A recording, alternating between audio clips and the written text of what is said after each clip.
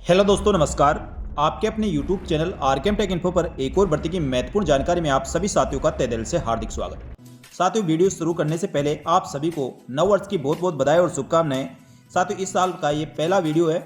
हमारे साथियों, राजस्थान सरकार की समस्त भर्तियों की संपूर्ण सटीक जानकारी के लिए हमारे YouTube channel RKM take info को सब्सक्राइब करके बेल आइकन प्रेस कर सकते हैं। साथ ही सरकारी योजनाओं की जानकारी के लिए दूसरा यूट्यूब चैनल सरकारी योजना मंच है, उसको सब्सक्राइब करके बेल आइकन प्रेस कर सकते हैं, जिससे दोस्तों आपको राजस्थान सरकार की समस्त सरकारी योजनाएं और भर्तियों के संबंध में महत्वपूर्ण जानकारी हमारे दोनों यूट्यूब चैनल पर आपको मिल सके। एक बार फिर से साथियों, आप सभी को नववर्ष की बहुत बहुत शुभकामनाएं। चलो शुरू करते हैं दोस्तों इस वीडियो को और देखते हैं पटवारी भर्ती के संबंध में महत्वपूर्ण जानकारी। साथियों, काफी अभ्यर्थियों को काफी कमेंट और कॉल मैसेज आ रहे थे, उसी को ध्यान में रखते हुए साथियों ये वीडियो बनाया गया है। पटवारी भर्ती का फाइनल रिजल्ट जारी कर दिया गया है। साथियों, इसमें कई अभ्यर्थियों का प्रोविजनल में रखा गया है, तो प्रोविजनल क्यों रखा गया है और प्रोविजनल में रखे गए अभ्यर्थी अपना प्रोविजनल कैसे क्लियर करा सकते हैं। साथ ही दोस्तों, टोटल पदों में 385 पदों का रिजल्ट होल्ड रखा गया है, अभी रोक दिया गया है। तो ये रिजल्ट क्यों रोका गया है और किन अभ्यर्थियों का रिजल्ट रोका गया है, तो साथियों इन शेष पदों का रिजल्ट कब तक जारी होगा, आपके इन सभी सवालों का जवाब साथियों इसी वीडियो में दिया जाएगा और आपके समाधान बताने का प्रयास भी किया जाएगा। तो वीडियो में अंत तक बने रहे। साथियों, राजस्थान कर्मचारी चयन बोर्ड द्वारा पटवारी भर्ती की ये प्रथम लिस्ट जारी की गई है, यानी अंतिम रूप से चयनित अभ्यर्थियों की प्रथम लिस्ट है। वैसे राजस्थान कर्मचारी चयन बोर्ड द्वारा पटवारी भर्ती जो राजस्व मंडल के लिए आयोजित करवाई गई है, ये साथियों गैर अनुक्षेत्र के 3185 पद और अनुक्षेत्र के 522 पद यानी 3705 पदों के लिए भर्ती परीक्षा 17/8/2025 को आयोजित करवाई गई थी, जिसका रिजल्ट साथियों मेरिट क्रमानुसार 3/12/2025 को जारी करके दस्तावेज सत्यापन पात्रता की जांच की गई। दस्तावेज सत्यापन पात्रता की जांच में पात्र पाए गए अभ्यर्थियों की सूची जारी करके अंतिम परीक्षा परिणाम जारी कर दिया गया है। अंतिम रूप से चयनित अभ्यर्थियों की कटऑफ भी जारी की गई है। साथियों, इसके संबंध में पिछले वीडियो में मैंने आपको विस्तार रूप से बताया था। साथियों, पटवारी भर्ती का जो रिजल्ट जारी किया गया है, इसमें गैर अनुक्षेत्र के टोटल 3183 पद थे, जिसमें से 2858 पदों का रिजल्ट जारी कर दिया गया है। यानी साथियों शेष पद जो अब बचे हुए हैं, जिनका रिजल्ट अभी होल्ड रखा गया है, रिजल्ट जारी नहीं किया गया है, तो नॉन टीएसपी के टोटल 325 पदों का रिजल्ट होल्ड रखा गया है। तो साथियों 325 पदों का रिजल्ट और नॉन टीएसपी में आने वाला है। इसी प्रकार साथियों टीएसपी क्षेत्र की बात करें, टीएसपी में टोटल 522 पद थे, जिसमें से साथियों 462 पदों का रिजल्ट जारी कर दिया गया है और साथियों 522 में से अब 60 पदों का रिजल्ट होल्ड रखा गया है। इस प्रकार साथियों टीएसपी और नॉन टीएसपी दोनों को मिलाकर 385 पदों का रिजल्ट होल्ड रखा गया है। तो साथियों इसमें जिन अभ्यर्थियों को प्रोविजनल में रखा गया है वह अभ्यर्थी भी काउंट है, यानी 135 अभ्यर्थी प्रोविजनल लिस्ट वाले हैं, बाकी 250 अभ्यर्थी साथियों जिसमें दिव्यांगजन अभ्यर्थी साथ ही स्पोर्ट पर्सन शामिल है, जिनका रिजल्ट साथियों अभी सेकंड लिस्ट में जारी किया जाएगा। तो साथियों जैसे जैसे प्रोविजनल वाले अभ्यर्थियों को प्रोविजनल लिस्ट क्लियर होती जाएगी, उनको शामिल कर लिया जाएगा। साथ ही जो दिव्यांगजन अभ्यर्थी उनकी दिव्यांगता रिपोर्ट और मेडिकल होने के पश्चात उनकी पात्रता सही पाई जाती है तो उनको शामिल किया जाएगा। साथ ही जो स्पोर्ट पर्सन कैंडिडेट है, उनके स्पोर्ट सर्टिफिकेट से संबंधित कोई कमियां रह गई है तो साथियों उनकी पूर्ति होने के पश्चात उनको शामिल किया जाएगा। तो साथियों 385 पदों का रिजल्ट राजस्थान कर्मचारी चयन बोर्ड द्वारा जैसे राजस्व विभाग द्वारा इसकी रिपोर्ट मिलती है उसके पश्चात रिजल्ट जारी किया जाएगा। तो साथियों इसमें अभी लगभग 1 महीने का समय लग सकता है। तो साथियों ये तो हुई जो पद शेष रखे हैं उनके रिजल्ट के संबंध में महत्वपूर्ण जानकारी। यहाँ तक की जो जानकारी अच्छी लगी तो वीडियो को लाइक जरूर करें और अपने अन्य साथियों को भी शेयर करें। अब बात करें साथियों पटवारी भर्ती में जिन अभ्यर्थियों को प्रोविजनल रखा गया है, तो प्रोविजनल क्यों रखा गया है और इसके प्रोविजनल कैसे क्लियर करना है। साथ ही दोस्तों इसमें एक समस्या और है, जिन अभ्यर्थियों की आयु विवाह के समय 18 वर्ष नहीं है उनको भी प्रोविजनल रखा गया है, तो उनका क्या समाधान हो सकता है। तो साथियों राजस्थान कर्मचारी चयन बोर्ड द्वारा जो राजस्व विभाग से प्राप्त रिपोर्ट के आधार पर अंतिम फाइनल रिजल्ट जारी किया गया है। साथ ही दोस्तों जिन अभ्यर्थियों के दस्तावेजों में कोई कमी पाई गई है उनको प्रोविजनल रखा गया है। तो प्रोविजनल रखे गए अभ्यर्थियों की अभी सीटें होल्ड है। आप ये नहीं समझे साथियों आपके पद की जगह कोई दूसरे अभ्यर्थी का चयन कर लिया गया है, आपकी सीटें अभी सुरक्षित है। जब तक आप साथियों अपना प्रोविजनल क्लियर नहीं करवाते तब तक आपकी सीटें होल्ड रहेगी। तय समय तक साथियों अपने प्रोविजनल आप क्लियर नहीं करवाते तो आपका अंतिम रूप से चयन किया गया है उसको निरस्त कर दिया जाएगा और आपकी जगह अन्य अभ्यर्थी का सिलेक्शन किया जाएगा। तो साथियों आपका जो प्रोविजनल है वह कहाँ से क्लियर होगा, राजस्थान कर्मचारी चयन बोर्ड से या राजस्व मंडल अजमेर से। तो साथियों आप सभी को राजस्व मंडल अजमेर जहां आपके दस्तावेज सत्यापन हुए वहीं से आपका प्रोविजनल क्लियर होगा और वहां से आप दस्तावेज सबमिट करवाते हैं, उसकी रिपोर्ट के आधार पर साथियों आपकी सेकंड लिस्ट जारी होगी। तो साथियों सभी चयनित अभ्यर्थी जो प्रोविजनल में चयनित हुए हैं, आप सभी अभ्यर्थियों को जो भी आपके रिमार्क में लिखा हुआ है उससे संबंधित डॉक्यूमेंट आपको राजस्व मंडल अजमेर जाकर आपको साथियों डॉक्यूमेंट सबमिट करवाना है। रिमार्क में साथियों कई अभ्यर्थियों के यहाँ पर डोमेस्टिक यानी मूल निवास प्रमाण पत्र नहीं है, किसी का जाति प्रमाण पत्र नहीं है, किसी ने मेडिकल सर्टिफिकेट जमा नहीं करवाया है, किसी की 10वीं की अंक तालिका नहीं है, किसी का साथियों डिग्री नहीं है, किसी का प्रमाण पत्र नहीं है। कुछ स्पोर्ट पर्सन कैंडिडेट है उनका साथियों संबंधित यूनिवर्सिटी से खेल प्रमाण पत्र की जांच के लिए लिखा गया है। तो जैसे उधर से रिपोर्ट आएगी उसके पश्चात उनको साथियों प्रोविजनल से क्लियर किया जाएगा। कई साथियों दिव्यांगजन अभ्यर्थी है जिनका मेडिकल रिपोर्ट अभी तक प्राप्त नहीं हुई है, उसके कारण से उनको प्रोविजनल में रखा गया है। कई ऐसे अभ्यर्थी है साथियों जिनका विवाह की उम्र 18 वर्ष से कम होने के कारण उनको प्रोविजनल में रखा गया है। तो ऐसे साथियों टीएसपी के 19 अभ्यर्थी और नॉन टीएसपी के 116 अभ्यर्थी यानी टोटल 135 अभ्यर्थी है जिनका प्रोविजनल लिस्ट में नंबर है। तो साथियों आपकी सीटें रिजर्व है। जैसे आप प्रोविजनल क्लियर करवा लेते हैं उसके पश्चात साथियों आपका अंतिम रिजल्ट फाइनल रिजल्ट जारी कर दिया जाएगा। लेकिन साथियों जो भी ओरिजिनल अभ्यर्थी उनको किसी प्रकार कोई घबराने की आवश्यकता नहीं है। आपका डॉक्यूमेंट किसी कारण से पेंडिंग रह गया है तो आप जाकर साथियों राजस्व मंडल अजमेर में जाकर सबमिट करवा दें। और जिनके पास साथियों संबंधित प्रमाण पत्र नहीं है या साथियों फर्जी तरीके से दिव्यांगता प्रमाण पत्र आपने बनवाया है, स्पोर्ट पर्सन का कोई सर्टिफिकेट बनाया है या कोई सर्टिफिकेट आपने बनाया है और आप साथियों उपलब्ध नहीं करवा पाते हैं या आपका गलत पाया जाता है तो निश्चित ही साथियों पटवारी भर्ती से आपका चयन निरस्त कर दिया जाएगा।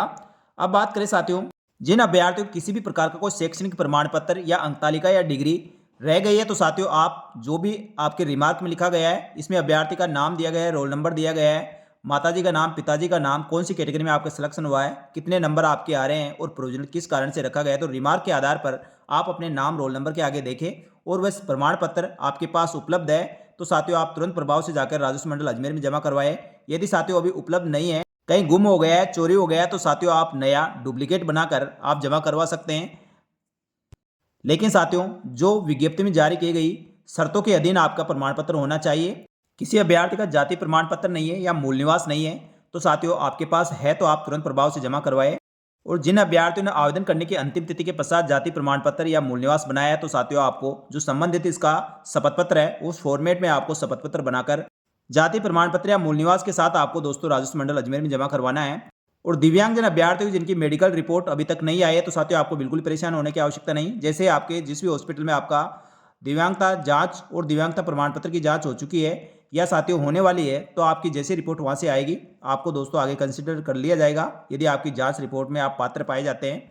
उसी प्रकार साथियों जो स्पोर्ट पर्सन कैंडिडेट है जैसे आपकी यूनिवर्सिटी से आपके खेल प्रमाण पत्र की प्राथमिक जांच हो जाती है, जांच के पश्चात साथियों सही पाए जाने पर आपको भी शामिल कर लिया जाएगा।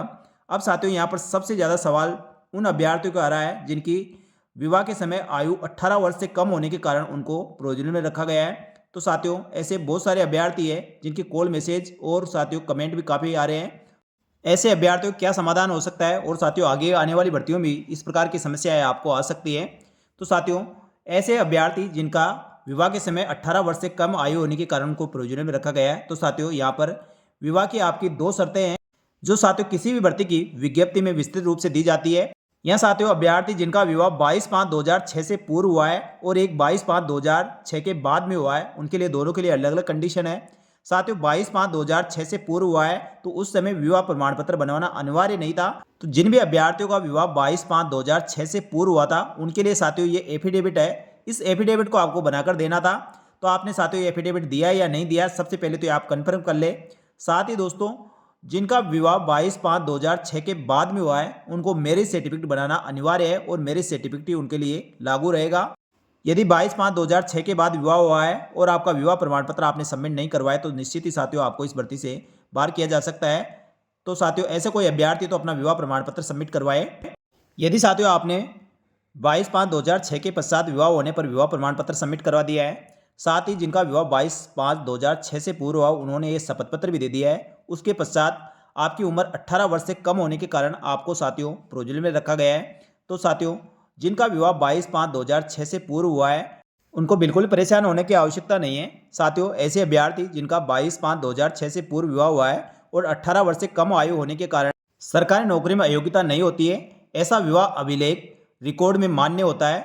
नौकरी पर प्रभाव तभी पड़ता है जब संबंधित विभाग सेवा नियमों में स्पष्ट प्रतिबंध हो या किसी प्रकार की गलत जानकारी या तथ्य छिपाया गया हो। तो साथियों पटवारी भर्ती में ऐसा कहीं पे भी नहीं लिखा हुआ। नए 22/5/2006 से पूर्व जिनका विवाह हुआ है उनके लिए आयु सीमा प्रतिबंध की गई है। तो साथियों बिल्कुल भी आपको परेशान होने की आवश्यकता नहीं है।